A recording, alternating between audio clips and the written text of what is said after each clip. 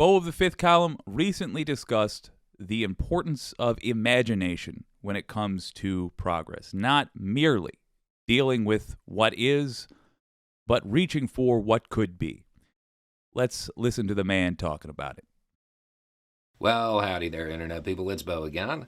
So today we are going to talk about electric vehicles and the Overton window and how those two things that don't seem like they have anything to do with each other kind of do. In a recent video, we talked about how the Overton window, which is the range of acceptable beliefs when it comes to a given area, when it comes to politics, that's generally how it's viewed. We talked about how it's limited by people's imaginations, their ability to imagine something better. Jeep is they're moving towards electric vehicles. They already have a hybrid out, and I have talked to my friends, and I can't wait. I really want one. Talking about a full electric Jeep that actually acts like. For the record, same. I'm very excited for just having an electric vehicle. I'm hoping to get one eventually. The idea that you can just plug it in at the end of the day, and that is I look forward to it. But also, I have seen they tend to perform better. Just purely from a selfish standpoint, they actually do tend to outperform gasoline vehicles. As this technology has advanced, we are finding they can do better and better things. But he's getting to a more interesting point. Let's let the man talk. A real Jeep. And the number one thing that people say in response to it is, you can't do that. You travel too much, and sitting by a gas station for 30 minutes while your car charges is going to drive you crazy. And I mean, I have to admit they're right. But that's peer pressure. That's tradition, doing things the way they've always been done. True. There are now fast food restaurants that are looking at putting in EV chargers, the fast chargers. So rather than what people traditionally envision, what they imagine, which is a gas station with electric chargers outside, it's other things. It can be done at other locations, like a restaurant. So when you're on a long trip, rather than standing there at pumps, which is how people imagine it, you pull up, you plug your car in, you walk inside, you order your food. There's a link in the description to this video without your old pal Jake interrupting. I want to add in, and I'm going to start a little bit here. In a little bit here, I'm going to start proper. But I want to give you a heads up that I want to add in how we could even add on to what he's saying. But as he's talking, imagine, if you will, the version of America that people often wish we could go back to that may never have actually even existed. Imagine ma and pa rest stops. That's like the place people congregate in town. We could legislate in such a way that makes them more likely to come back. Imagine, if you will, for example, that we put in legislation that gave tax breaks to small businesses only, that put in EV chargers at their stations. Everybody's allowed to put in EV chargers, but small businesses, as in not McDonald's, but Jenny's Hamburgers, they get their EV stations installed for free or at a severely reduced discount via a tax break, allowing them to compete now with these larger stations. Think about the boom in American businesses that could create. You wait for your food. You sit down, you eat. By the time you're done, it's probably pretty close to charged, given that time frame. So it's one of those moments where you can see how the inability to think of something different prohibits the ability to think of something better. And this can be done with a whole lot of other things. I would imagine that roadside attractions, tourist traps, would probably also put them in. I would imagine you would find them at hotels. It's going to alter the infrastructure because it's a new type of energy. I don't think big businesses are going to require motivation to put these in. I think as electric cars become more and more common, they're just going to do it, as Bo suggests. Now imagine we did that small business bill to encourage small businesses to do it, but also to give small businesses, good Lord, one moment. I'm just a bit stuffed up. Now imagine we gave small businesses the ability to get a tax break for doing this and to compete more to compete more easily with big businesses that are trying to do this. I can hear the Republican objection now, and I'll tell you, Republicans did not learn as much from the last 7 years of politics as Democrats did, and they'll get whomped on the debates for this. Republicans will say, "Oh, this is just a bunch of woke legislation. They want to get rid of your gasoline vehicle. They want you to have to give up your SUV. We're not going to accept it." But what's going to be the Democrat rebuttal? This has nothing to do with making people give up their gasoline vehicles. This is giving small businesses a competitive advantage over big businesses. That's all. What does my opponent have against small businesses? I don't understand it. That is going to be devastating rhetoric. And part of what's going to make it devastating is the fact that it will be true.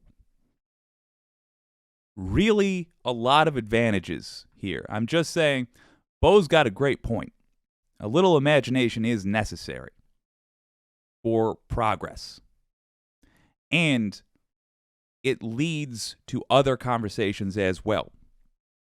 We can simultaneously encourage people to make it easier to have an electric car, while also taking back a chunk of the economy from mega corporations. Once upon a time, Democrats were the champions of the working class in the eyes of the American people. Something like this could do a lot to earn back that reputation. That's always been one of the big hang-ups for people is the length of time it takes to charge. Now, the length of time it takes to charge one of these things, it's dropping a lot. And now you're looking at 20 to 30 minutes in some cases. That's a fast food visit.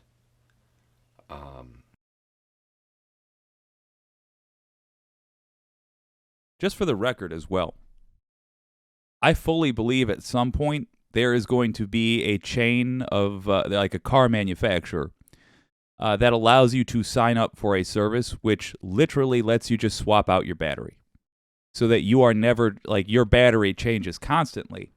And yes, the quality and the age of the battery powering your vehicle also changes, but really not so much. All you do is go to a station, pull out your old battery, put in a new one, and that's that. And you know that new battery that's in your car, even though its quality is indeterminate, it's just going to be switched out with another standard battery from that station, which has a deal with yada, yada, yada. I think things like that are very likely in the future as well. But something Bo does not mention in this, and this is not a criticism, he's not talking about every single thing to do with electric cars. He's just talking about one specific thing. But since we're looking at it, something Bo does not mention is the fact that the vast majority of the time, you're not recharging while you're out. You recharge when you're at home or when you park at work. A lot of places, used to work at a news station. In fact, I think 2 out of 3 news stations I worked at 3 or 4. Jesus Christ. 2 of the news stations I worked at. It's been a weird career. 2 of the news stations I worked at had charging stations for cars. And also at home, you can simply charge your car. That's how it's normally done. So imagine instead of spending 30 minutes every couple of days at a station, you're spending 30 minutes every couple of months. Every couple of months. You're still spending less time at a power station of some sort, be it gasoline or electricity, charging your vehicle or readying your vehicle than you used to with an electric car. So the idea that you are spending more time at such places with an electric car is not accurate. But nonetheless, Bo's point is salient. Imagination is required for progress. So the infrastructure is going to change, but one of the things that people should keep in mind when they're talking about solutions, even in their own lives, is are you assuming that something has to be done the way it always has been? And is there a reason to make that assumption? Because a small change in how something happens, well, it can make a big difference. You know, there are a lot of gas stations that exist today that have the convenience store and have a fast food place in it. So I would imagine that or other like scenarios are going to take place. I don't imagine a situation where the gas station, as we picture it today, is going to just have the pump switched out with electric chargers. The infrastructure will change. And looking at how your life runs or other issues that may be dear to your heart, always ask yourself, why are we doing it this way? And do we have to? Anyway, it's just a thought. Y'all have a good day.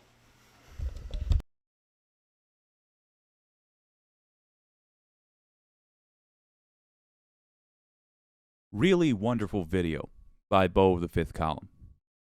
I'll tell you what, I'm a fan of that cat right there. The anti-corporatist says they already have the battery swap service. Oh, okay, there you go. And it's done by automated kiosks that look like the Jiffy Lubes. Yeah, makes sense to me. Makes sense. It's like such a layup.